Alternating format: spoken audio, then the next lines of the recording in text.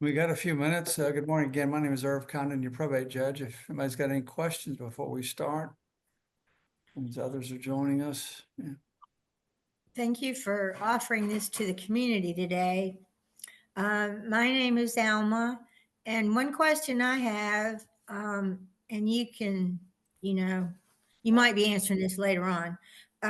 I have not made a will or anything like that, but I'm need to. I'm 74. I have one daughter. I have an only child, and that's it. And I've been trying to figure out how to leave my house to her. I've been reading a lot about either do a trust or for it not to go through probate because it costs a lot of money. So that was my main concern for joining today. Yeah, we'll talk about will and a trust. You should always have a will, a will and a trust. It's just a question of whether you have the trust inside the will, or whether you do it separately. And there's pros and cons of both, but I would recommend both a will and a trust, and we will talk about that. If you only have one child, you can also possibly use non-probate transfers to avoid probate. Assuming you're leaving everything to that child, the question then becomes, or the issue, do you have any grandchildren? None. Okay. No, sir. Some feedback. The issue would be, if that child predeceases you, who do you want to leave it to? And that's where the will can come in and help you. Okay. Otherwise, you're having to put your alternate taker on these other non-probate transfers. And we're just talking to others that have joined us. Good morning. Irv Condon here for your probate court. And we will talk about all these subjects. If you have any questions at any time, just stop me, and we will go over those. I will talk about estate planning and probate, and then talk about the estate administration. Or let me just ask quickly, a little survey. Most of you here for estate planning or for probate? Anybody lose a loved one? I did. Oh, sorry. Who did you lose? My husband. Oh, sorry to hear that. Thank you. Okay, we're here to help you and try to walk you through the process. Thank you. Me as well. I lost my father. Oh, sorry to hear that. Yeah. Thank you. And I also lost my father 5 weeks ago to COVID. So learning curve on this process. Okay, well, we'll spend some time on the probate process.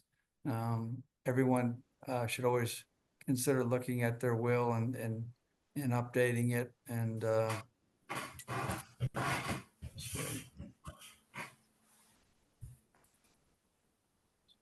How you doing, Judge Condon? Reggie Davis. I'm here with my wife, Lily. I spent this 5 years as one of your mentors in the vet court. And right. Good to see you, Mr. Reggie. I'll tell Judge Cooten that you were on today. Good to see you. We miss you. And Judge Cooten was out of town for a couple of weeks. So I did Veterans Court for a couple of weeks, and I really enjoy that. It's and we had the Veterans Day parade yesterday, and Veterans Day is coming up. So thank you for your service.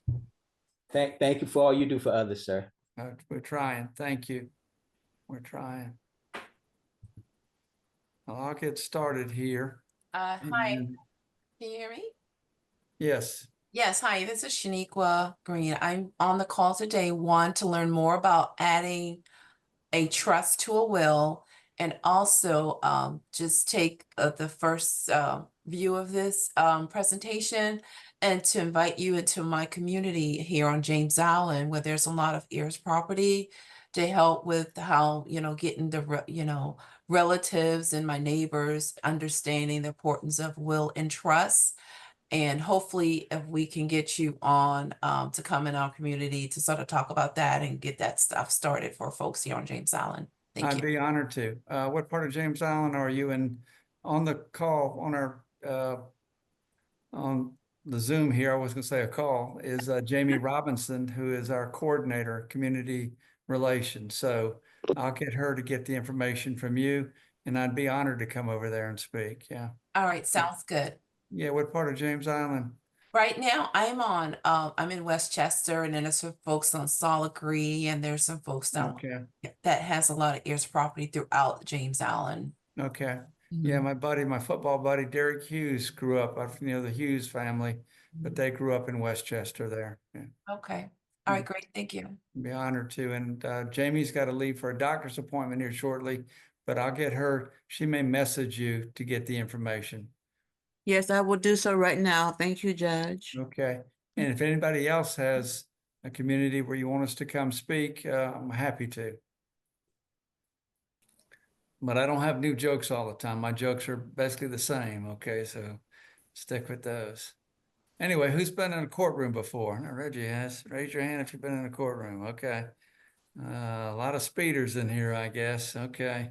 There's 2 rules about jokes in a courtroom. What are the 2 rules? Only the judge tells the jokes. That's rule 1. What's rule 2? Everybody laughs. Everybody laughs. There you go. We'll get along well today. Okay. Let me see if I can get this going. Anyway, we've got some objectives today. Just overview of probate court, what we do. We get a lot of people looking for their probation officer. Not much to do with that, except in our problem-solving courts. We'll talk about estate planning for every family. A little bit about elder law, touch on those. Mental illness and alcohol and drugs affects all of our families. And we will talk about the involuntary commitment process.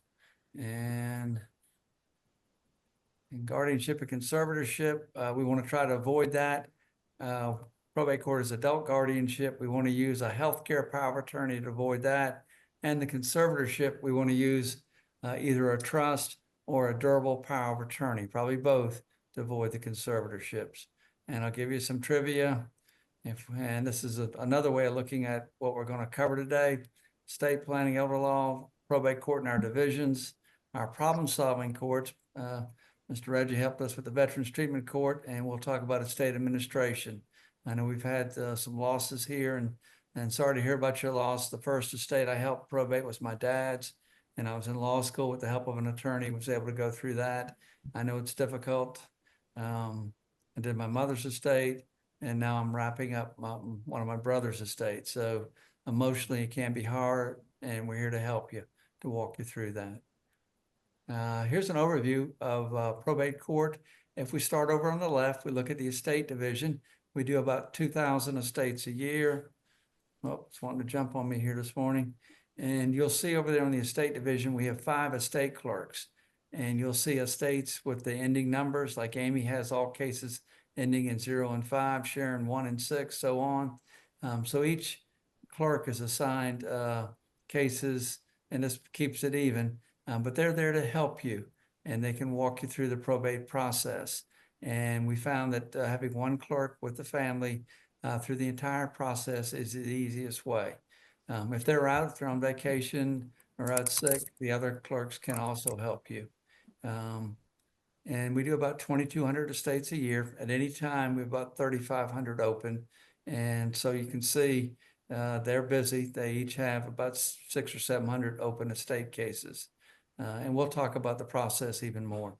In the middle there, you'll see the commitment, guardianship, conservatorship division. And the commitment side, we do about 1,900 commitments a year. And we'll talk about where we go to the hospitals. We hope people will go get help voluntarily, but if not, we're here to help families get their loved one the help they need on an involuntary process. And then guardianship and conservatorship down below, again, we want to avoid that. We've got about 1,000 of those cases open. If people don't get help voluntarily, the involuntary process, but if they end up getting involved in the criminal justice system, then we have these problem-solving courts, the drug court, the mental health court, so on there. Make sure. He's trying to join. Jamie, if anybody emails you that I haven't let them in, let me know. Okay. Thank Yes, you. sir, will do. Right. Yes, sir. And Veterans Treatment Court there.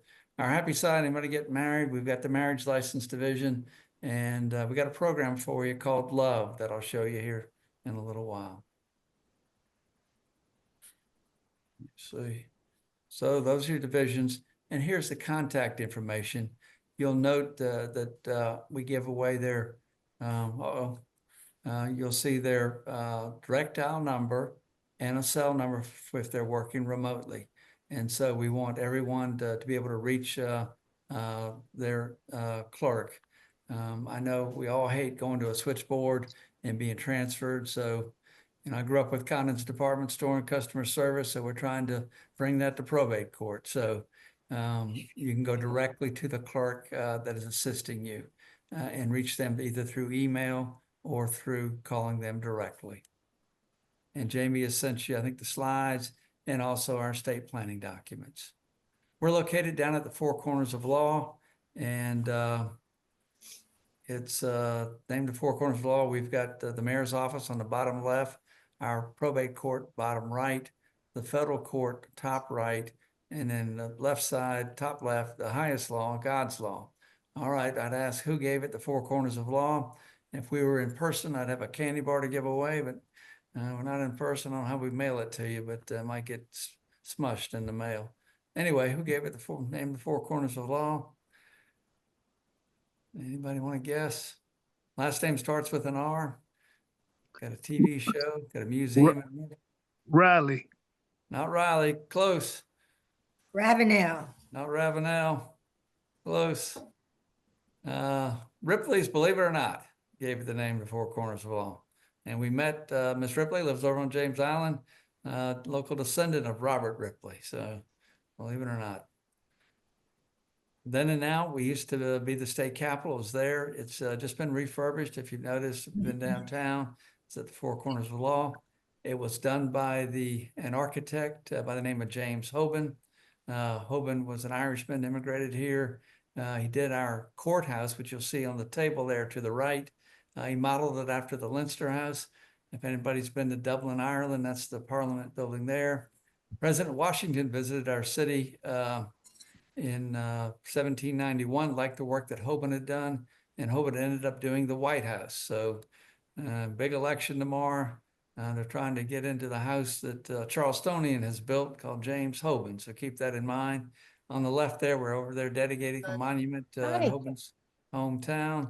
That's my son on the left there in the plaid pants. Our luggage didn't make it. He had to buy some pants. And he's not quite sure what to do with the Irish girl there. But anyway, we're trying to honor Hoban. And there's a recent PBS study.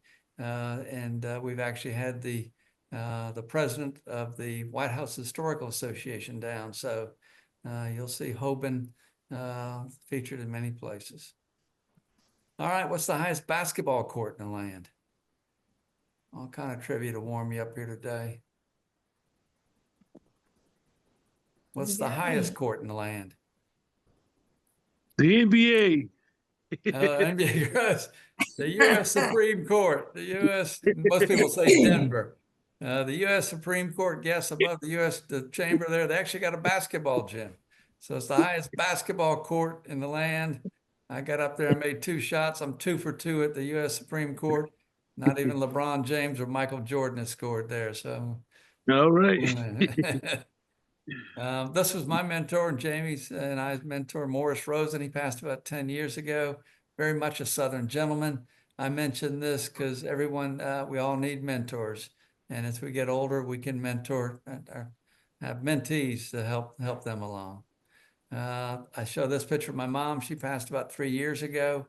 A year before this picture was taken, she was in a hospital, and the hospitalist said, we need to let her pass. She couldn't get comfortable. Back was bothering her. She was screaming out. We said, no, her mind is very sharp. We got somebody, an expert to come from the outside.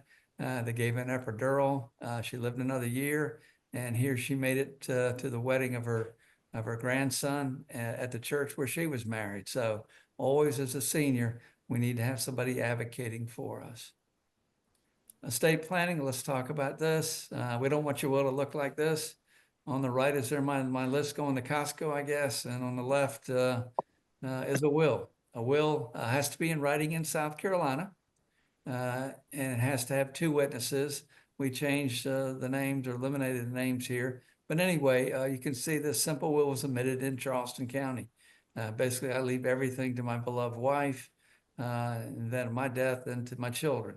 And it was signed, had 2 witnesses, so it was good. A will in South Carolina, as I said, has to be in writing, has to have 2 witnesses.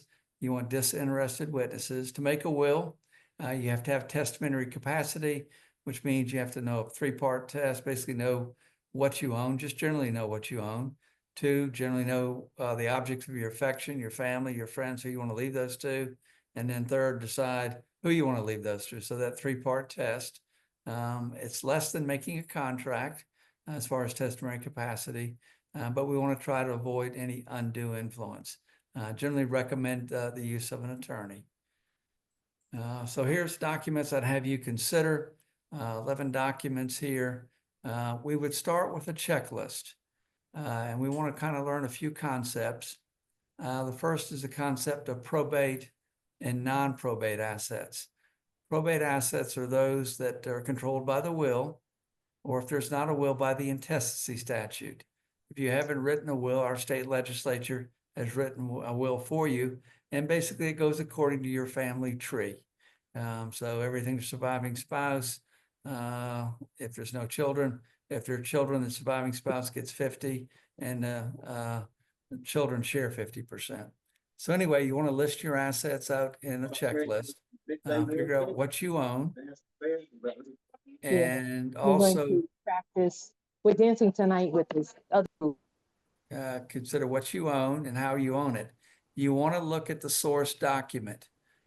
So you want to look at your deeds.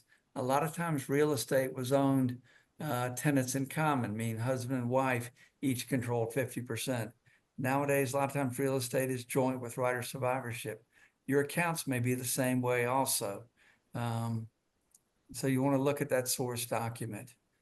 If you have an only child, and maybe you can use non-probate transfers to accomplish your goals, putting them on the account. So if you pass, then it goes to the local child. This is where an attorney can help you.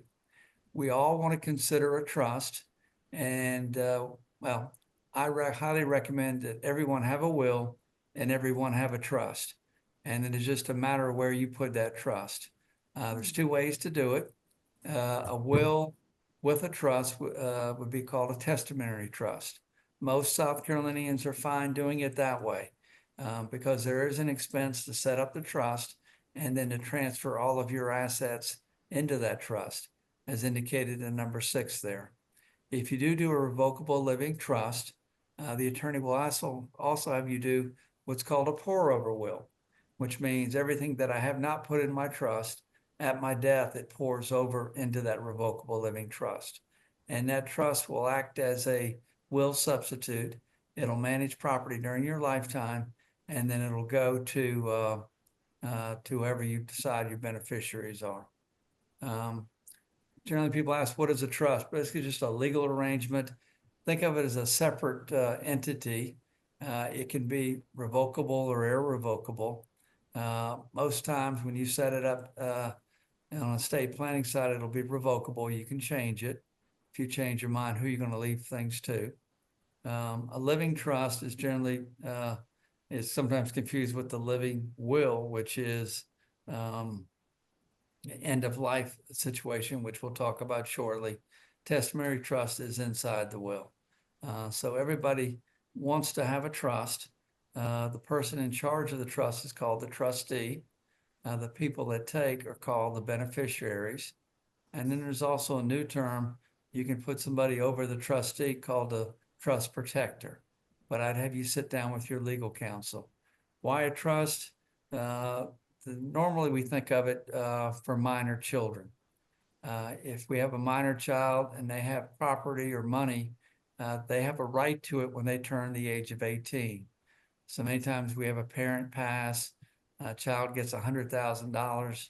It goes into one of our conservatorships when they're 10 years old. Well, when they turn 18, they're entitled to it. And so they can come down to court and get the $100,000. Can they handle it? We're not sure. We hope they can. But if not, if you had it in a trust, they could receive, say, 1/3 at 25, 1/3 at 30, 1/3 at 35. So they learn along the way. With the right for the trustee to invade for educational needs or medical needs. Anyway, an attorney can help you make that decision. But I strongly recommend a will and a trust. And then it's just your decision whether you put it inside your will with a testamentary trust or whether you have a revocable trust with a pour over will. Any questions there? That's one area that we get a lot of questions on. As I say, setting up a trust, a revocable trust can be more expensive. And also need to look at your family situation. If you only have one child, it may be easier just to use the non-probate transfers. But an attorney can help you with that. But back to the documents we were talking about, we're going to do a checklist, look at our source documents, list out what we own. Attorneys may call it a different name. They may call it a questionnaire. Some call it a checklist. So Jamie sent you one that we have. So we want a last will and testament with a trust, or that revocable living trust, number 6, with a pour over will. For management of our property during our lifetime, we want to avoid the conservatorship, and we could do that by number 3 there, by the use of the financial business durable power of attorney. A power of attorney allows me to appoint my wife to pay the bills while I'm battling one of my 15 kidney stones. She can still pay the bills, and not, when I'm incapacitated in that regard. Power of attorney is only good during our lifetime. When we pass, it also ends. And the financial business power of attorney is like a will. You can put different powers in there. You can specify what powers they have. Sometimes when we're buying or selling real estate, you might be out of town. The real estate attorney have you just do a limited power of attorney just to close that real estate transaction. Number 4 there, the healthcare power of attorney is the same document. Jamie has sent these to you for everybody in South Carolina. It's a statutory form, and it's got great flexibility. You can decide who's going to make healthcare decisions for you. It could be end of life, but generally it's just during your lifetime. We're not really anticipating death at this time with the healthcare power of attorney. As I say, it's a statutory document. It's the same document for everyone, so that our nurses, our doctors, our EMS workers all see the same document. And it has great flexibility. Read through it and you can select maximum treatment, or you can withdraw treatment. Most people grant discretion to their agent. In all of these documents, we want to specify, one individual to take care of us, and then an alternate. And the same with a will or provisions in a trust. We never know who's going to die in which order. And so you want to specify who's going to take if somebody predeceases someone else. Okay. And I'm just letting somebody in. I may have missed somebody if somebody's got a question in the chat. Sorry about that. So healthcare power of attorney, definitely have that. And then you can name an agent to make those healthcare decisions for you, along with an alternate. And all of these are executed with 2 witnesses and generally a notary. Number 5 there, declaration of desire for natural death. This is then end of life decision making, also known as a living will. Again, it gets confused with the living trust, which deals with property. The living will deals with our end of life decision making. Number 7, there's the 5 wishes document. All right, what's the nickname for Florida? And I've got 2 sisters down there, so I can say that. We're the Palmetto State. What is Florida? Sunshine State? Close, but not an elder law, Reggie. What do you think it is, an elder law? It's known as God's waiting room. Shouldn't joke. I shouldn't say that one. I don't know if I should say that one. Okay, trying to. Anyway, the Aging with Dignity organization out of Tallahassee started the 5 wishes. What are the 2 certainties in life? The 2 certainties Life in and life. death. Right, death and taxes, death and taxes. Yeah. We all talk about and complain about taxes. What this organization is trying to do is get Americans to talk about death and dying. The living will came about because a young lady by the name of Nancy Cruzan was in an automobile accident, ended up in a ditch with some water, didn't have oxygen to her brain. The hospital's in business of keeping us alive. She had indicated verbally that she didn't want to be kept alive in a vegetative state. Case went all the way up to the U.S. Supreme Court. They said you can withdraw the life support but it needs to be in writing. So that's why I have the living will and the 5 wishes. Take a look at that. You can Google 5 wishes. You can download that document for $5. The main thing is some of these documents overlap. You want to work with your attorney to make sure you're consistent in whatever you choose. And some may eliminate other documents. So you got to work with your attorney on that. Number 8 there is a do not resuscitate order. We've all lost family members. I lost a brother to cancer. He had a DNR. He knew that he was going to pass in a matter of days. And if he had a heart attack, he wanted to go ahead and pass, and the suffering for his family. So he had a DNR. Along the same lines, we've got this physician's order for life-sustaining treatment, and all other states call it a medical order for life-sustaining treatment. This is being piloted over at Roper St. Francis. Again, it's all decision-making. The beauty of these end-of-life decisions is that it allows us to take that pressure off of our family members. They get to know what our wishes are. It's tough. I've seen my brother pass from cancer, my mother pass, and it's hard, but it is a certainty in life. I joke a little bit about today, but it is a difficult time.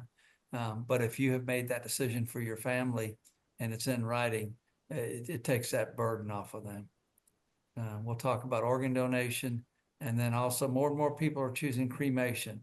How many are going to be buried? How many are going to be cremated? Okay. Cremated. Okay.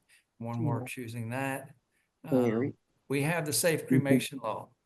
All right. Who is the greatest basketball player of all time? Bill Russell. Bill Russell. You're right, Reggie. You got me on that. That's Michael Jordan only had 6 rings. Bill Russell had 11. So it's Bill Russell. Anyway, unfortunately, James Jordan there, Michael Jordan's dad, was killed in North Carolina. His body was dumped in a rural county in South Carolina. They didn't have space to keep his body. They kept his hands. His body was decaying. I think they kept his hands and his jaw. And then weeks later realized it was James Jordan, that they had cremated his body after a national search. Our state and many other states then passed the safe cremation law, also known as the James Jordan statute. So if you're choosing cremation, you need to get with your funeral home director and do a pre-need authorization. You can also put it in your estate planning documents, your 5 wishes document. And so there's a way to state your wishes. I talked to the funeral home directors, and jokingly they refer that they couldn't spell the word cremation 30 years ago. And now it's about 60, or one funeral home told me it's 72% of their business is now with cremation. And a funeral has changed. You can still have a viewing and then a cremation and say a memorial service. So we all have to make that decision, and you can make those plans. And in your 5 wishes and your other estate planning documents, you can set those things out. I ran across this guy coming in from Maine, saying being cremated is my last hope for a smoking hot body. So I just,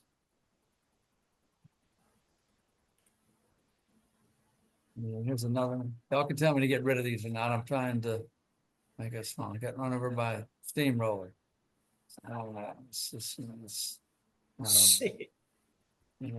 Just trying to make you smile. I know if you've lost a loved one, it's difficult. I've been there, and I've got my mother-in-law battling cancer now, so I know it's difficult, but and I got a friend that's British, so he always sends me these British jokes, knowing that I deal with probate. Anyway, I was working late one night. Who's been down to the Dock Street Theater?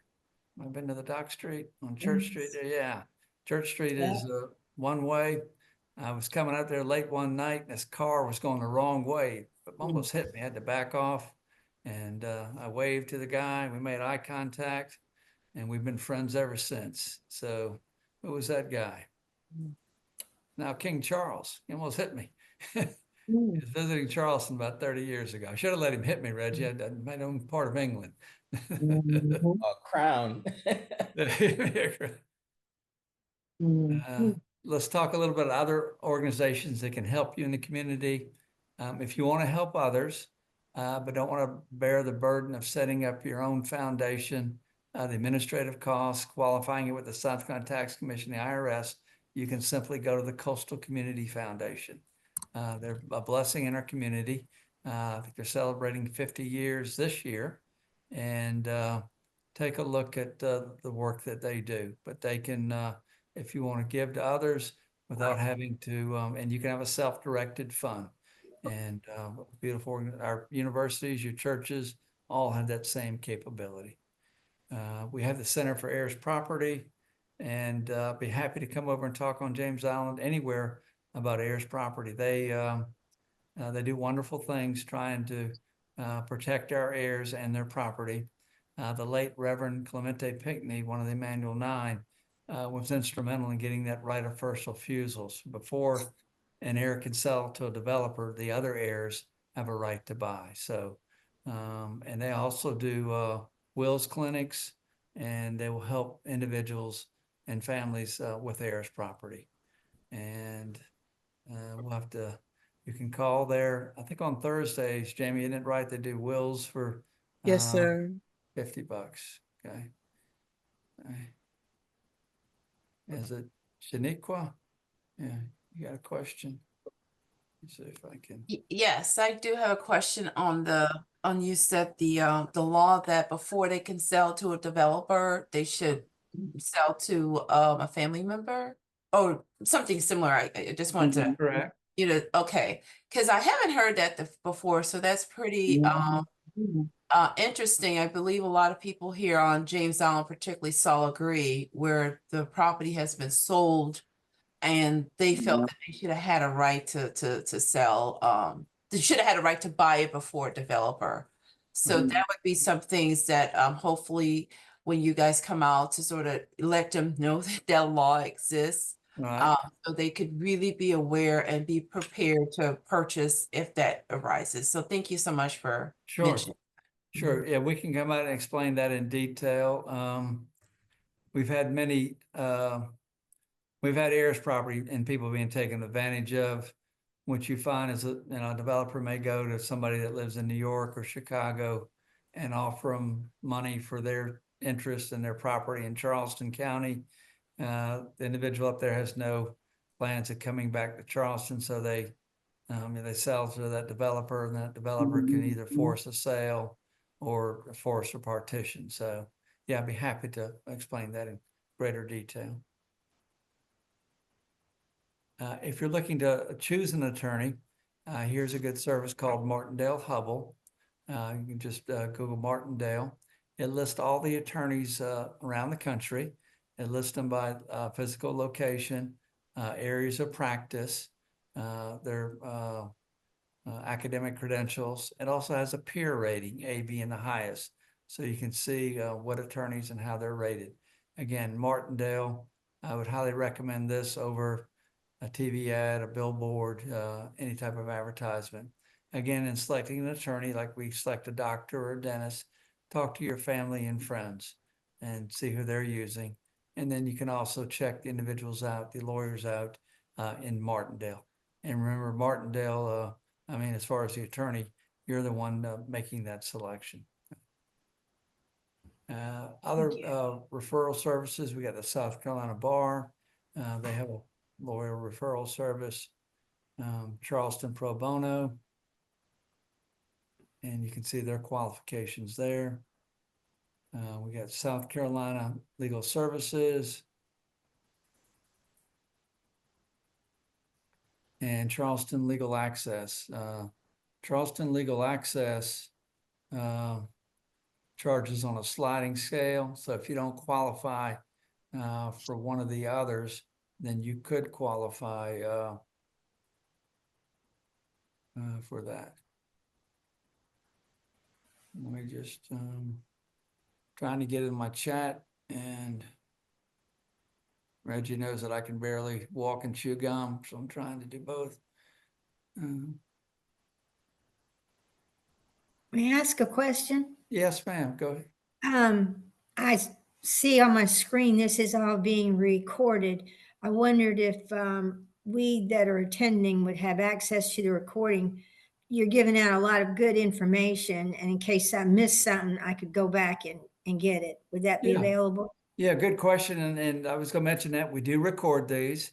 And I do have some that are recorded, okay? And I highly recommend them. If you can't sleep at night, I can put you to sleep. No, I'm just teasing. I may have the same bad jokes in there, but yes, thank you for asking that question. These are recorded, and this one today will be recorded and put out there.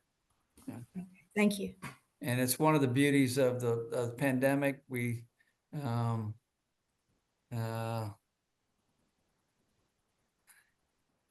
It's allowed us to use this technology, and people don't have to come down to the courthouse and hold it there. We do hold these workshops also at our libraries. Somebody else asked the question, is it a good idea to add your son to our deed? I would say not at this time, but I'd talk to your attorney. By adding your son, you're basically gifting part of the property. You may need that property for your purposes later on. So I would hold on to it individually. What you can do is put him in your will that he takes the property at your when you pass. And the other thing that I would mention from a tax purpose that will benefit your son is that it's best if property goes through your estate. The one time the federal government is good to us is at death. They give us what's called a step up in basis.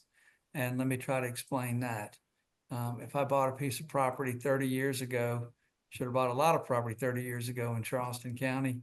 But if I bought a piece for $10,000, if it's worth $100,000 today, when I sell it for the $100,000, I deduct my basis of $10,000. I have $90,000 of income that I have to report. If it goes through my estate and my wife sells it a day after I die for the $100,000, she gets a free step up in basis to the $100,000. And so then there's no income that has to be reported. So many times it's best to leave our children off our property, get that free step up in basis, and then also have access to it in case we need it. Okay, thanks. Okay. Other questions? We got Charleston Legal Access. See. The ABA, we always try to keep families together. Remember the American Bar Associations, we've got a mediation program. So if you have disputes within your family, we can try to assist, okay? Organ donation, we talked a little bit earlier about that. The number of people are waiting is amazing. The late Dr. McManus, he was also an organ recipient, started this Donate for Life. If you go to their website, you can see how you can help with donation.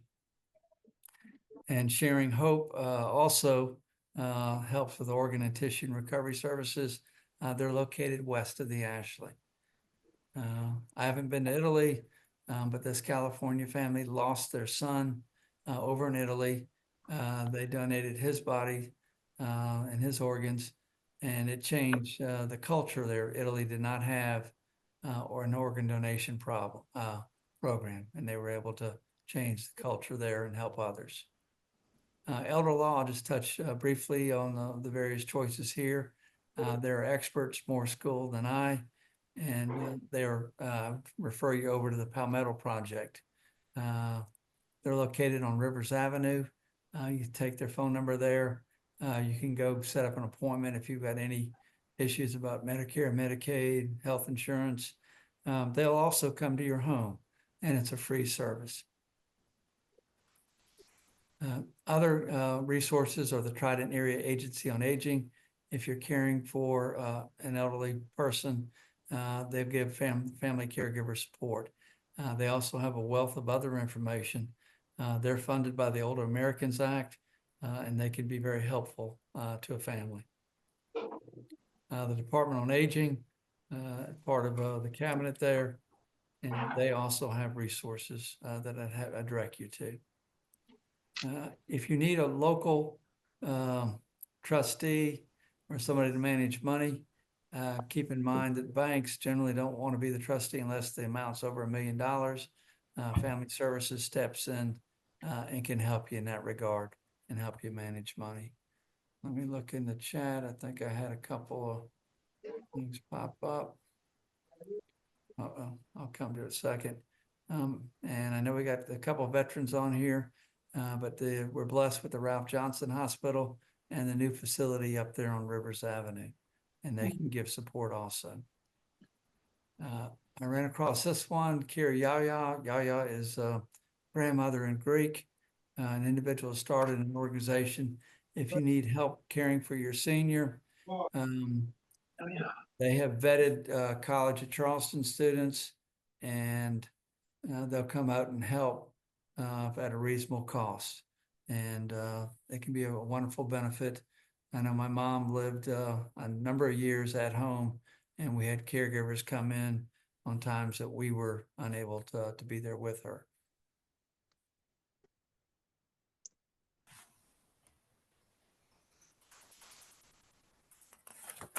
Somebody asked about requesting a speaker. If you just email Jamie or myself, we'll get back with you on that. Thank you, then.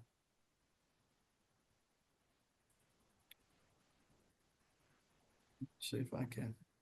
And then I always recommend everybody take a ski vacation. Any skiers here? Everybody's going to be a skier after today. Okay, what is a skier? Spend the kids' inheritance. I'm just teasing. Spend the kids' inheritance. Take a trip, enjoy it. We never know where we're going to pass. It may not be taking a trip. It may be helping a child or grandchild with a car, with a wedding, with buying a home, with going to school. So anyway, consider a ski trip. Pet trust is the other thing you can do. And I always tell the young people to be nice to their parents or grandparents. They may leave it to the dog or the cat. In Charleston County, we had 2 dogs that got $900,000 in trust. Could be kept outside on a chain. Any surgery was down to Auburn University, got one of the better vet schools. And then a dog out on Kiowa got a home. So if they love their pet, or the kids weren't nice to them. So if kids aren't calling you or visiting, just tell them you can leave it to the dog or the cat. But seriously, we all love our pets. You can set up a pet trust, and then the remainder can go to the kids, back to the kids, or to the SPCA. Many are probating an estate. Let's talk quickly, or take a few minutes to talk about probating an estate. Generally, we have 3 ways to do it. We've got a summary proceeding. If it's less than $25,000 and no personal property, we can open and close it 30 days after a person has passed. And sometimes this is used with our revocable trust. Somebody has all their assets in the trust, and lo and behold, they find one asset, a car that's not in the trust, they can come to the summary proceeding. Most of our states are probated number 2 there, normal administration. We have to give notice to what we call interested persons. And there's a whole process, and I'll show you that shortly. But interested persons would be people named in the will called devisees, and those that would take, which are heirs if there was not a will, and then creditors, which we do by the newspaper. Newspaper publication has to run once a week for 3 consecutive weeks. So, and the creditors period expires 8 months from that first publication. And so that's why normal administration takes that time. Contested cases are fewer, but those one takes more of the court's time. You can start with a summary proceeding and then move to normal administration because you have real estate, and then actually have a contest, so it could be contested. All right, what is a laughing heir? Anybody want to be a laughing heir? We all want to be laughing heirs. I've looked 30 years for a laughing heir. Finally found one in Mount Pleasant. That's somebody that doesn't know a family member that passes, and lo and behold, they got a check of 40-some thousand from a family member they didn't even know. So hopefully you got a family member out there that you don't know, and they send you a check. I'd also highlight this unclaimed funds and those that have just lost loved ones. Check there. I checked my brother's, and he had law practice and had a lot of business in his law practice, and there were some smaller amounts, but check the treasurer check for your family, check for yourself. It's an easy process in claiming the funds. You submit the paperwork. You can do it online or through the mail. But anyway, that's one way of checking. Okay. And I got another. Shwanika, you got another question? Let me see if I can unmute you. There we go. Okay. Yes. If you can hear me, I can hear yeah, you. I do have a question. I have incident where two people that I know actually had a death in the family, and there's lawsuits outstanding where that person, the decedent may be entitled to some funds through a lawsuit or things of that nature. And you talk about the estate planning. So I was wondering, you said earlier about the heirs. The state, if you don't have a will, the state has like an heir tree, the family tree. So if Right. it's a son that passed, but he has children, how does that work? Does the parent also part of the heir, or is the kids first? It would be the kids first. If the son has passed and he's got a surviving spouse, they would be she would be part of it. If he's got children, then children would be takers also. If Yeah. if they're minors, then we may have to set up a conservatorship for them to receive that property. Okay, so one of them have a minor child with a divorced wife. And then the mother is there, not sure how, that's going to work. And then the other one has adult children, but the mother is, so it would go to the kids first and then it trickles down to the parents, or the kids get all? The kids would get all. Okay, okay, Kids would get all. It's just a matter of who. If they're adult children, then they can take directly. If they're minor children, then a conservator or some fiduciary would have to take for the minor children. okay, thank you. Sure, you follow that, okay. And had other questions. What is considered personal property? That's generally tangible. That's a car, a boat. Does not include cash or other things like stock. Generally, just tangible Can't even personal hear property. this. Another question is, do we have to provide a copy of the to the paper, the affidavit of publication? We actually handle the publications. When you start the probate process, you would make a selection as to which newspaper you want to publish in. We then send them all, batch them up, send them to the newspaper, and then they send us back an affidavit of publication, which we would put in your file and also send you a copy. Hopefully that answers those. As far as probating the estate now, for those that are going through the probate process, we have e-filing. I hope you'll find this much easier. We're open 24/7. You can go to our electronic easy filing. We're accessible anywhere in the world. That's Kid Jamie, except North Korea. And she's got us working with Dennis Rodman and Kim Jong-un to get in there. Trying to make y'all smile, but easy filing, it's a one-time $7 fee to our Atlanta-based computer company. You can charge, you can file as many documents as you want. You can file thousands of documents, and it's still that one-time $7 fee. So it's very cost efficient. Once you open the estate, there's no additional charges related to filing documents. So instead of driving downtown and paying to park, we welcome you to come visit, but you can do it electronically.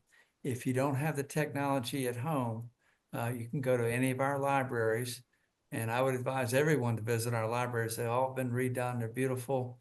They stretch from Edisto all the way down to McClellanville. And I've been over there. Here I was in Otranto and North Charleston, showing how to e-file. And you can simply go to a copier that doubles as a scanner, and you can scan documents down to probate court. If you have the technology or a teenager at home, they can assist you. But we're right here to help you also. What are we seeing at the court? We've got a number of trusts and estates coming through. We lost the Charleston 9. I grew up with Billy and Randy Hutchinson. We found that many of them thought it was bad luck to get a will. And so we're trying to make sure all of our first responders have a will. They're the one running into the burning building, we're running out. And so we want to make sure that they do have a will. The Emmanuel 9 showed us that love conquers hate. We had no violence after that. Reverend Clemente Pinckney, as I indicated earlier, in the middle there, was instrumental in getting that right of first refusal to protect heirs. A lot of football going on now. Clay Matthews Sr. was a boxing coach over at the Citadel. They had to reform their trust. So we helped them with that.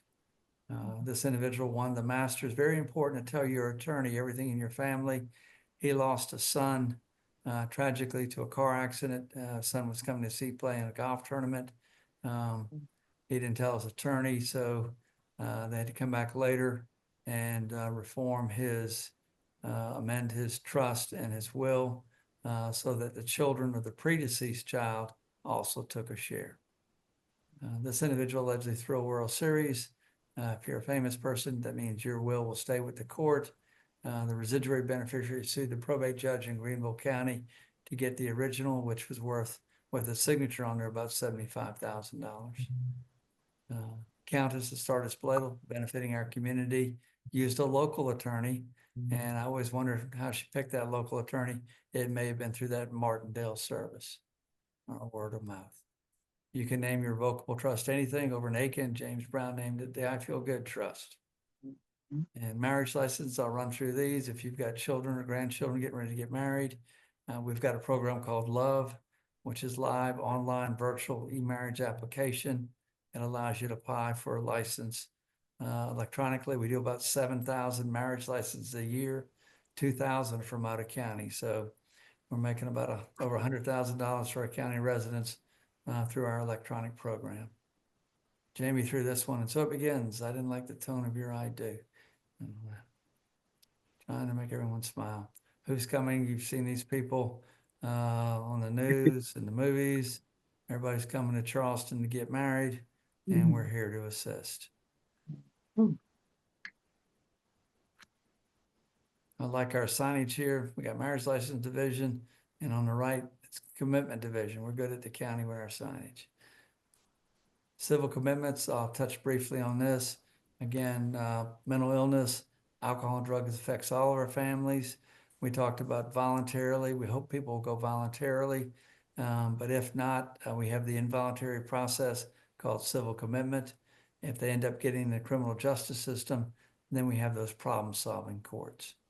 And we do many of our hearings virtually. And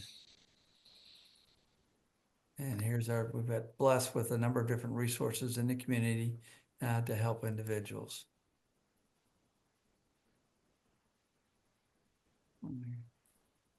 And we have a new Center for Alcohol and Drugs up on the Charleston Center on Rivers Avenue. And Ralph Johnson of Charleston Private gave up his life jumping on a grenade in Vietnam to save his comrades. And he's got the hospital, which is extraordinary to be named after a private, but he did give up his life. And the ship's also named after him. We're honored that he was a member of our community. We got Live Oak, it just opened. We're losing a lot of people to fentanyl. And I've been to too many funerals where young people, we've got to remind them that one pill can kill. And it's just real sad. We are blessed with Wake Up Carolina. Nancy Shipman lost her son to an overdose. And she started Wake Up Carolina. We all need to be trained on Narcan. It helps people using drugs, but it also helps our senior citizens.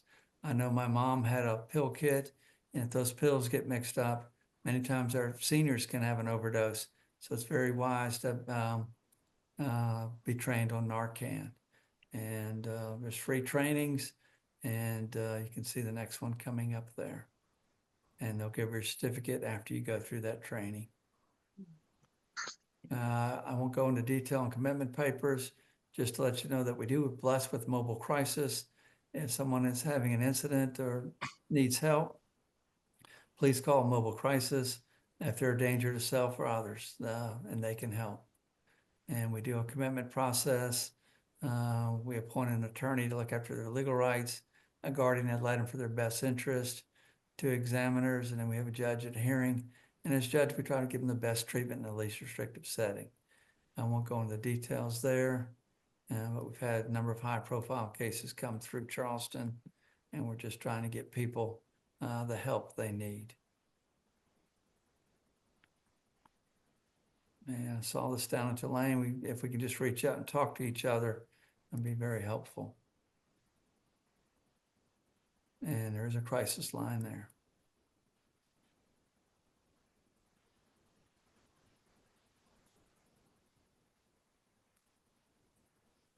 And again, mobile crisis, I can't highlight them enough. If you know someone that is in need of help, please call them. We're losing too many veterans to suicide. We have a crisis line for them.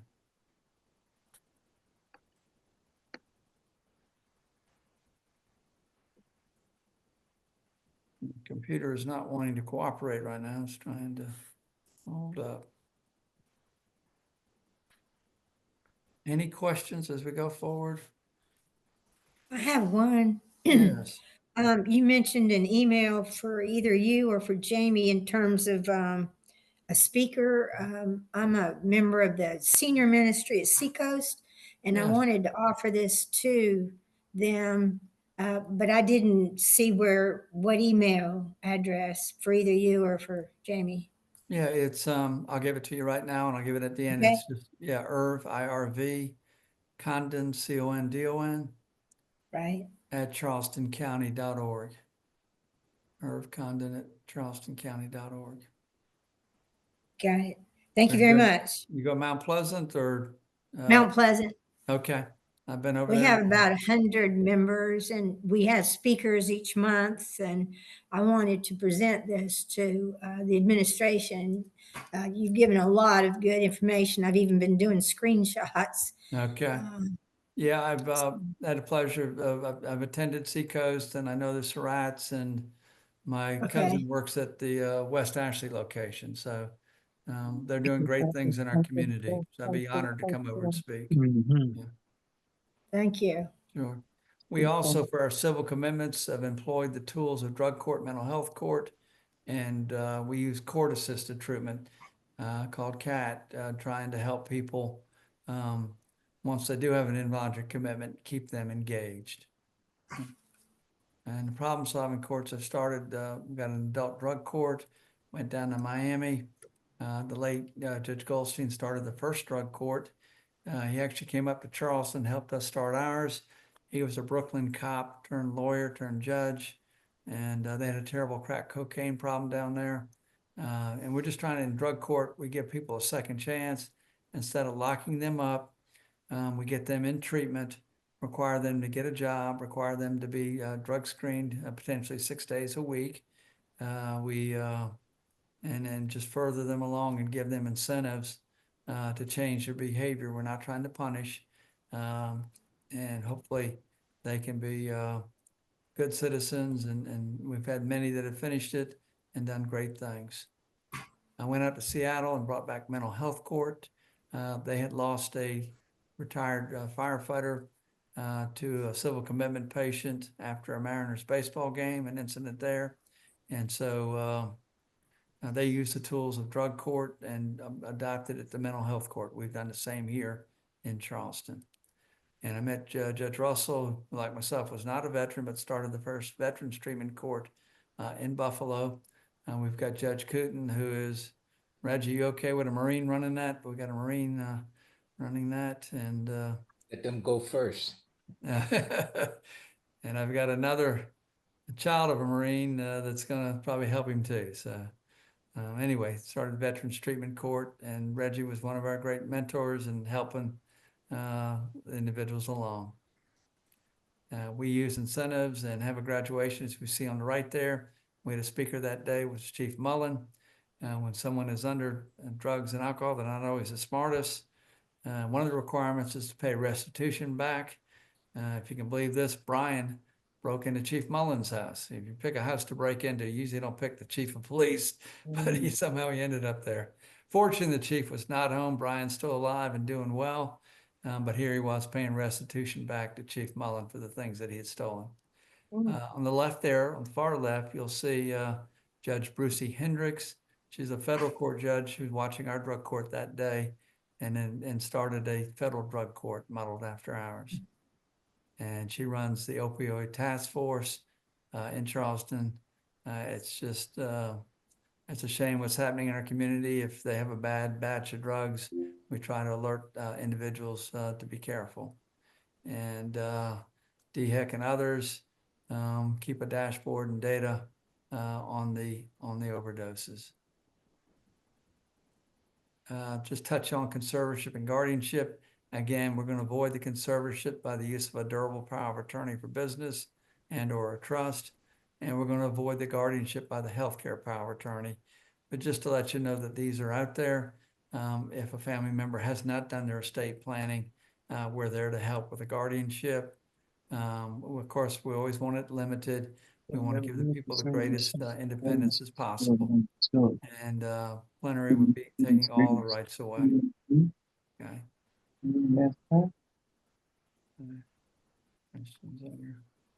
And conservator again is acting as a money manager.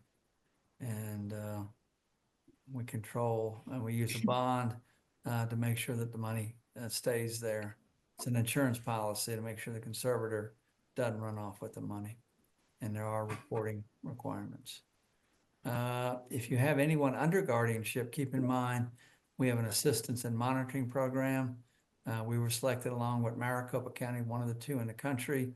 And we do train law students who then go out and act as the ears and eyes of the court and check on our seniors.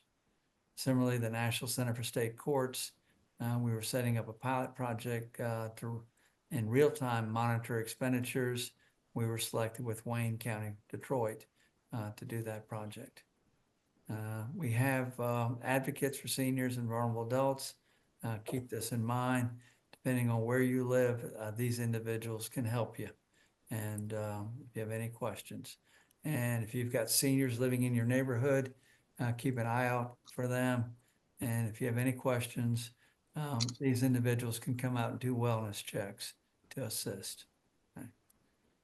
Here's another good resource, smart911.com. It's a free service in Charleston County.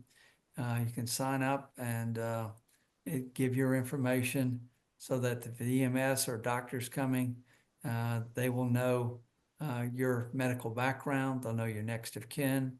They'll know what to expect.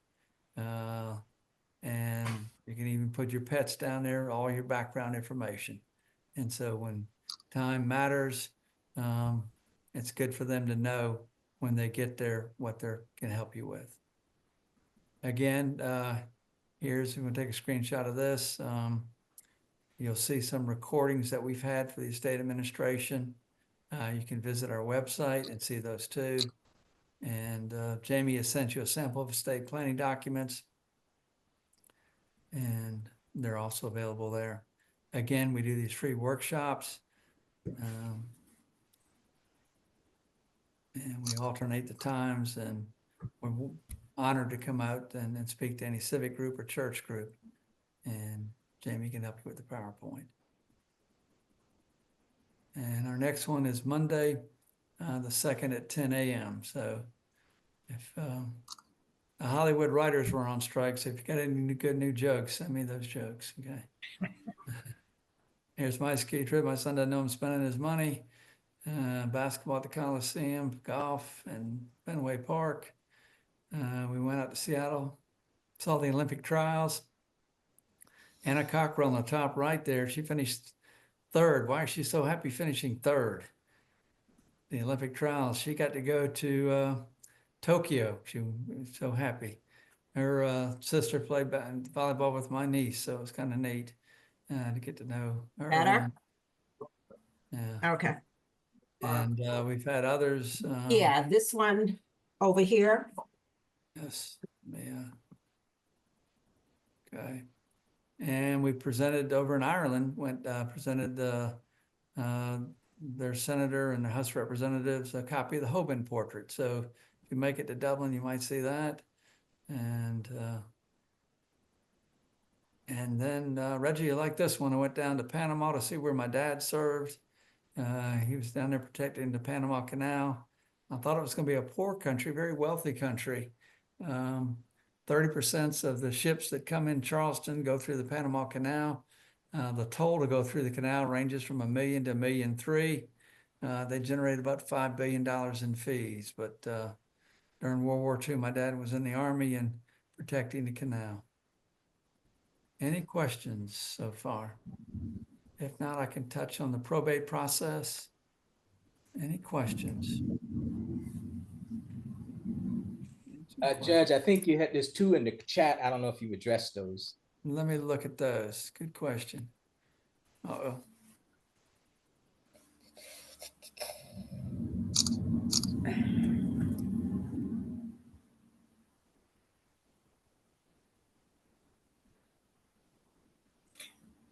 One question is, if there's no real estate and only retirement funds and accounts, do you have to prorate? Generally not. It depends on how the retirement counts. If they had designated a beneficiary, if they designate the estate, then you may have to go through the probate process. Or if they designated a beneficiary who is predeceased, the owner of the retirement funds, then they may have to go through probate, but generally not. Let me get up. Thanks, Reggie, for letting me know. For creditors' claims, do we include outstanding bills or just what is petitioned to the court from the creditors?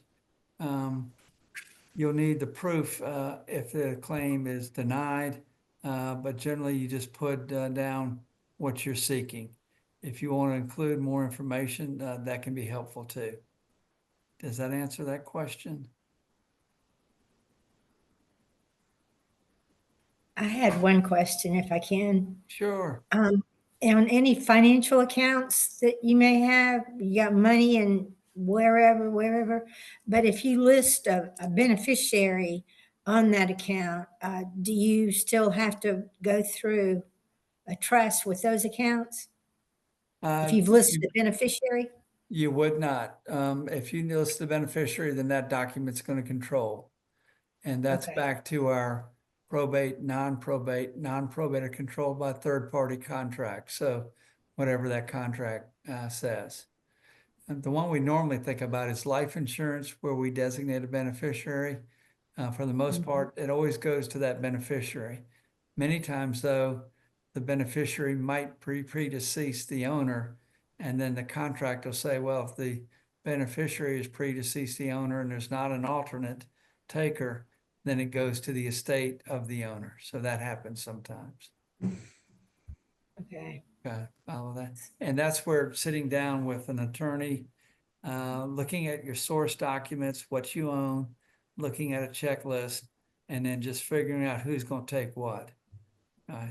It's just like driving around Charleston. If we're driving out there, you know, if you're Mount Pleasant, sometimes you can take Coleman, and sometimes you want to take the bypass. So there's different ways to get to the same place, and you just got to figure out what's best for you. Okay. Thank you. Does that help? Yeah. Question if lot. possible. Yes. So my father just passed away and there's no real estate. They're both living in assisted living. So my mom is surviving. Everything that they have is investments, nothing really tangible. Since everything's rolling over to my mother as a beneficiary, do I have to go to the probate court for my dad? Generally not. I would check with the brokerage firm. Generally, they'll take just the death certificate, and I would just check with them. You should be fine. Okay. If he had a will, you may want to start the probate. How do I say this? In South Carolina, if you don't probate a will within 10 years, it's as if you died intestate. And so many times, even people with revocable trust and everything's in there, they'll come down and start the probate process so that they are within that 10-year statute of limitations. So if something were out there that we don't know about and later it comes to our attention, that will could control it. If we didn't do it within those 10 years, then the intestacy statute would control it. So you have to make that call. But for the most part, I would say no, you wouldn't have to go through the probate process. And the problem with our law, we're trying to get it changed.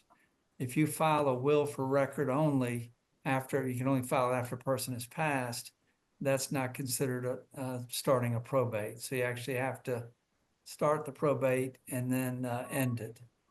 Okay, does that make sense? Yeah. A little overwhelming and confusing. It's what I'm trying to say is you're fine if everything's going to your mom. Yeah. Yep. Okay. Thank you. But your dad probably had a will. If he had a will, Yes. I would deliver that to the court and at least file it for record only. Okay. Okay. And then we can get back with you to consider whether we should start that probate. Okay. I think I made a big mistake. My parents moved here in the last 3 years. And last year we did a new durable power of attorney and a healthcare power of attorney. And I didn't realize when my dad passed away, none of those documents are valid anymore. But we never updated his will. His will is from 1997 in Chicago. He's probably okay. Probably left everything to his wife. Correct. Yeah, so you're fine there. That's, yeah, you may want to, if your mom has capacity, look at her updating her will and her estate planning. Okay. And if my mom's will, if we changed everything so that I'm the executor, can we do a codicil form?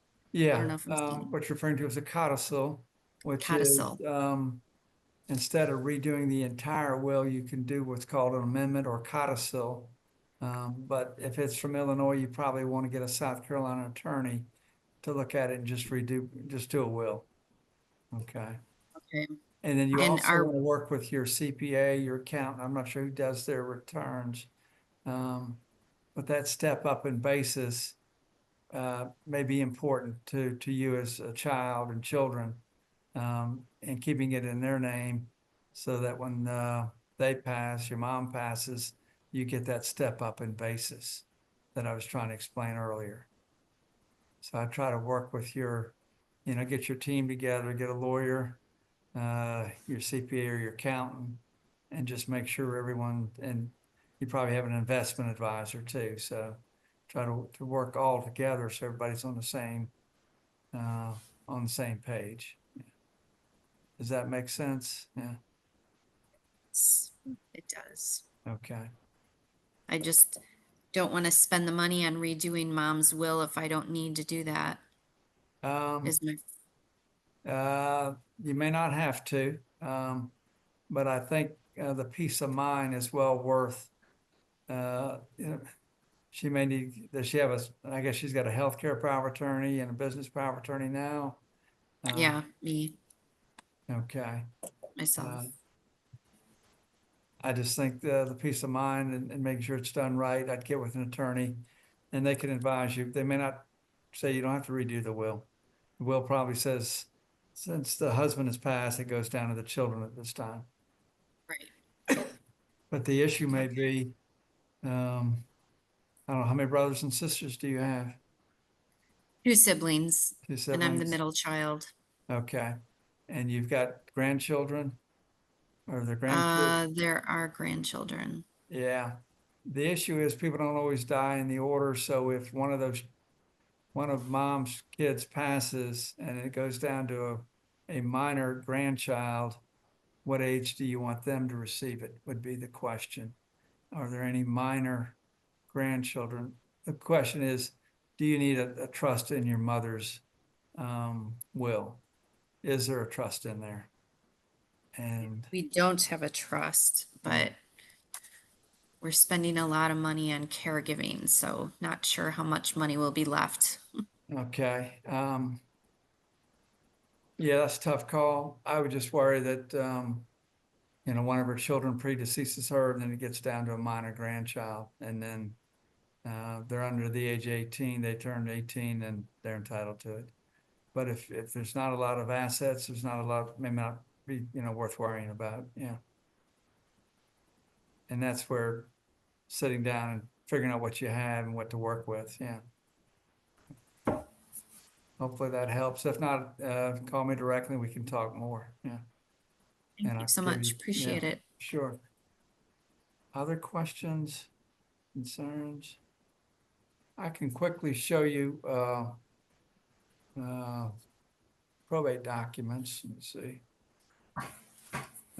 This is an estate index. Jamie would have sent you a sample form here, and it goes all the way from the death certificate to closing the estate. This is what we call normal administration. This is where you have real estate or the assets are over $25,000. Generally, we're probating in a will and we're giving notice. And if no one objects, it's an administrative process. No one objects and it goes through. They're in different time frames without the judge getting involved. Again, we start with proof of death, which is a death certificate. We have a will, it's called a testate estate. We don't have a will, it's called intestacy. Let me look at those.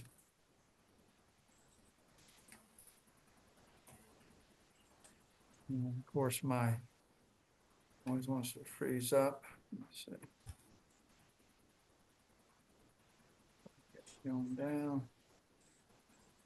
So 30 days after a person is passed, we're required to deliver to the probate court the original will. And then after we do that, once we're appointed, we have some other time frames. And if I can.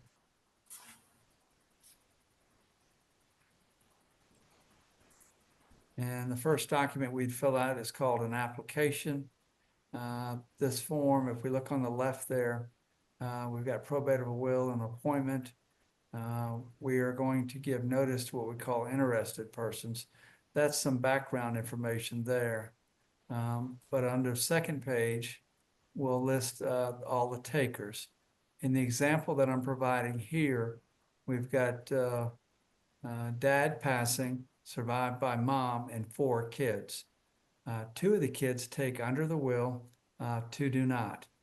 Those taking under the will are listed under 4A. They're called devisees. Those taking who would have taken are called heirs. And we have to give notice to them. And I'll show you shortly the information to heirs and devisees. But we go through here and we fill out background information.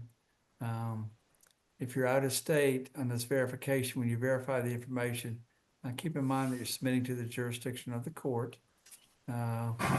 We would order informal probate and then an informal appointment.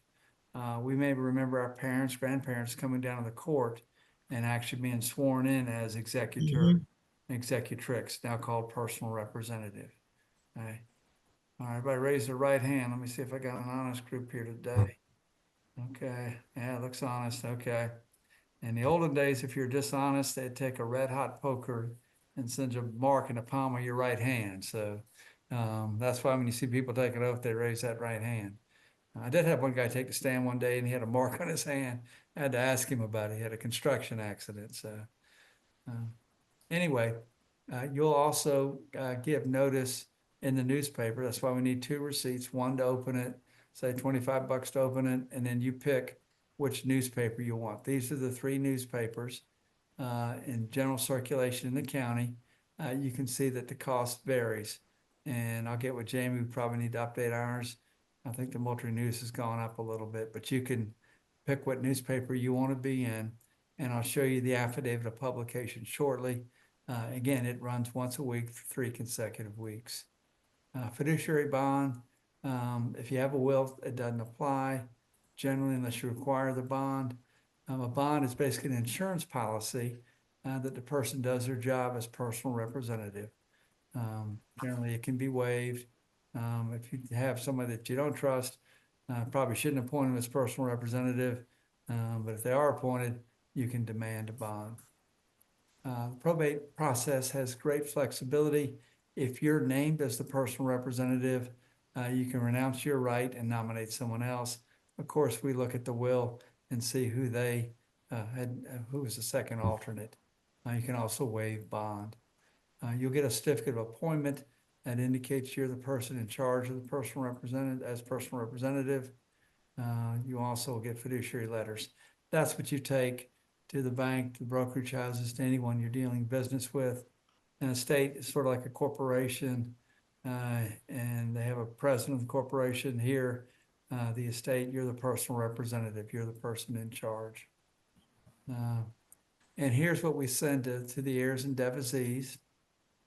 So mom's going to send it to the 4 kids, letting them know that a probate has started.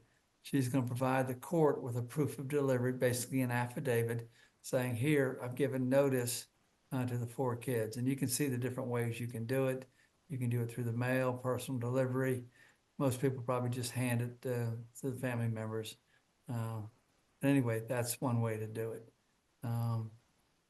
So 30 days after a person dies, we send the will to the court. 30 days after your appointment, you do that information to heirs and devotees. And then 90 days after your appointment, you're to file an inventory and appraisement. In the example I provided you here today, you'll see probate and non-probate property. The probate fee is only calculated on the probate assets, and you don't have to list the non-probate assets, okay? But in my example here, I did. And just to show you that many times the probate assets can be more valuable than the non-probate assets can be more valuable than the probate assets. I think I had some other questions, and we'll try to get down to those. Examples of non-probate assets might be? It'd be life insurance where you designate a beneficiary, a joint account with right of survivorship, a real estate that has a deed that says joint with right of survivorships. Okay, gotcha. Okay, there. And you'll see there's supporting schedules for all of these.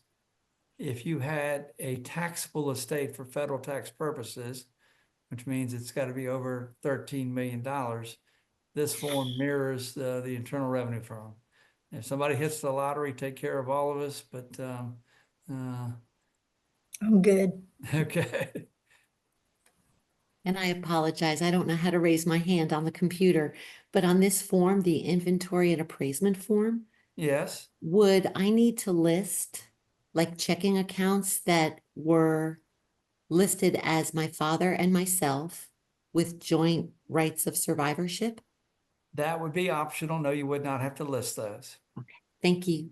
Okay, but if you did list those and wanted to, it would be over here on Schedule E.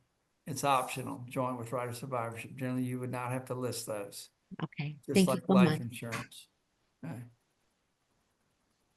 As you can see at the front of this, you can see which ones are optional under that recap under non-probate. That's optional. And then the right column or probate, you would have to list those. And you can see supporting schedules for each. Again, this is due 90 days after your appointment. When you get to personal property, unless it's unique, you can just put a ballpark figure down there. And as far as at the end, as far as encumbrances, only those that have a secured interest, like a mortgage on a house, and lien against a car or a boat. You do not have to list the credit cards. And then you'll get a bill, and the bill will just be calculated on the probate assets. Many times people quote, how expensive it is to go through probate. In South Carolina, Right.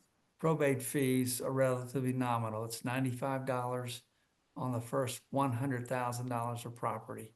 And so we're not like New York or California that are very expensive. So avoiding the probate fee cost is probably not the highest priority unless you have millions of dollars coming through.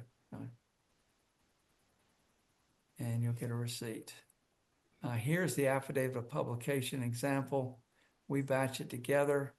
and then we send it over to the newspaper. We'll put it in the file and then send you a copy also. Again, you would choose which newspaper you want to be in. And here's a creditor's claim. And we always tell families, let the health insurance run its course, because it may take a little while, but once a claim is filed as personal representative, you have three choices. Generally, you want to wait till the creditor's period expires to make sure you have enough assets to pay all the various claims if there are any. But if there is a claim, you can pay the claim if you think it's a valid claim. Check with your attorney first. You can compromise the claim, mean pay it, but not the entire amount, or you can send a notice of disallowance. At the court, we'll just make sure that you've handled the claim. So we're looking for a canceled check or some proof that you've paid it. We're looking for that notice of disallowance. And you would send that, and then we'd have a hearing based on that. The creditor can petition for allowance. Generally, they'll wait and see what's happening during the probate process. And then you get an order. The deed of distribution, again, we can assist. We can't draw that because it's considered practicing law. So we'd have you draw it or have an attorney help you with that. And many times people do the probate and then have the attorney a la carte, sort of like a restaurant order, help them with the deed of distribution. And the deed is the way the personal representative gives up their right to the real estate. And you see there. When you get to the end of a normal administration, basically three ways to close it. If you're the sole heir, sole devotee, say only child, you can file a verified statement, because what other heirs or devotees are to give notice to other than yourself? Second, if there are other heirs and devotees, you can send the standard closing documents, the accounting, the proposal for distribution, the notice right to demand a hearing, all which I'll show shortly. If there are other heirs and devotees, many times, mom's probating the estate or dad's probating, and everybody just waives the notice. That's another way of doing it. And here's a verified statement. If you're the sole heir, sole devotee, that's an example of that. Closing documents, normal way you do an accounting, listing out the beginning balance, what you took in. You give some details, what you're spending. If you haven't distributed an asset, you do a proposal for distribution. This is what I'm planning to do, right? And if you've given an asset out, we at least have them sign a receipt. They will sign a receipt and release. That's even better, because in that release, it's hard to tell on this copy. We'll get better copies on here. But basically, you're releasing the personal representative from any claim. This is the waiver. This is that third way. Mom's probating estate. We're all just going to waive the closing documents. They can do it that way. If you do it the other way, which is a typical way, you would send us notice right to demand a hearing. Basically, it's saying I, as personal representative, have provided you with the accounting, proposal for distribution, probably the inventory. I've done the estate. If you have any objections, please come forward. And they have 30 days to do that. If they don't, then generally it's closed administratively. Most of our estates are handled this way. There's very few. There are some disputes, but not that many. And then you'd have an application for settlement where you indicate that you've done what you're supposed to do as personal representative. And then you'd get proof of delivery. This is where you send the closing documents. An example earlier, we had 4 potential takers, the 2 heirs, 2 kids who were not provided for, were given notice that a probate was going on. At the end, we just give notice to the takers. And then we'd have an order closing the estate. You may also get a certificate of discharge. Again, if you get behind on any of these documents, you can file a motion for extension. Just send us an email, something in writing that you need additional time, and we generally grant those. We're here to help you. If you get behind, we do have a tracking system. We'll send out a letter saying, hey, you didn't file inventory and appraisement, please do so. If that letter is ignored, then we'll send a second letter saying, hey, we sent you the first letter, please send it on in. Otherwise, we might have a rule to show cause. And then lastly, we may have to have that rule to show cause, but we don't want that. We're here to help you and trying to probate the estates. Questions? I have Yes. a comment. This Shaniqua, one thing when my mother passed in 2006, I think I was advised by the court then, the probate court, to get an estate account for her to put that monies in. So if you had to pay out the creditors. And what we did, what she wanted to do prior to passing was make sure she had limited debt. But I would say I did put the credit cards on there, like Lowe's is like $300 or whatever it was, and they file for that $300. So I know you had mentioned something about, you don't have to list the credit cards. They were like the first, Lowe's and Bank of America, like the first ones to like file something, which she didn't really have much debt. But for me, and just for those who dealing with the issue, finding, getting that separate estate banking account really helped what money was coming in, what was coming out, and the court could clearly see where the money went. I just had to add that in. Thank you. I think I might add a slide to that. We do, I mentioned that before, but that's good. It's a good point. I need to put a slide in there and we can put the number in where you call the IRS to get your federal ID number. That's a good point. Well, I'll add that. Thank you. Yeah. Let me see. It's another one in the chat. Other questions, concerns? I think someone has a question in the chat about how long should you keep your credit cards open after the loved one's death? Yes, thank you, Judge. That's me, Suzanne. Okay, good. Yeah. If it's on auto pay, I guess that might be one thing, but really once he's passed, they should be closed. I mean, if you want to wait to the auto pay and hopefully, sometimes the bank will hold that up. I would close those credit cards as quickly as you can. But if you do have it on auto pay and that's easier, I guess I could see waiting until the next billing cycle to do Okay. that. I will say this, if you do have a large credit card debt, and you have a lot of creditors and maybe not enough assets, or you have some assets, but credit card debt's real high, sometimes you can call these credit card companies and they will take less, but work with your attorney on that. And they'll generally take less at the end of the month, and many will take less at the end of the year. So, It's been an interesting process. It was very, very easy to change it with Dominion Energy for his electricity bill, and outrageously difficult to change it with Comcast and Xfinity for his cable and phone. okay. And I'm That's kind of how they work it out. discovering new auto pays. Like I just discovered he got a package with vitamins that was on auto pay with delivery every 3 months that I didn't even realize happened. Well, And- that's the point then for maybe shutting a credit card down, because they don't, okay. yeah, that's a reason to shut it down. Yeah. Thank you. I just didn't, I don't want him to get in trouble, for not paying his bills, but I suppose that if there's other auto pays, they'll contact someone to get payment if his credit card is closed. That's correct. They'll try to find you. Okay, thank you. If you've got his old statements, I'd go back and look at those if you can find those and see what else you might expect. Yeah, That would be great. Thank you. yeah, sure. Other questions, comments? Again, we're here to help you. There's my direct dial number. You may leave today and think of a question tomorrow or later in the week. Just call me, and my cell and my email are there also. I wanted to thank you for your time and the information that you've shared with us. And I don't know how you're a hidden gem in Charleston County. I'm trying to get out there. If you're not, I'm sorry that you weren't aware of it. I'm trying to be everywhere and advertise it. Yes. Okay. I thank you for that. I hope you'll be hearing from Seacoast. Yeah, I'd love to come over there. I've presented there once before to a group that you had, but yeah, I'm happy to come talk. Yeah. Have you tried the senior center?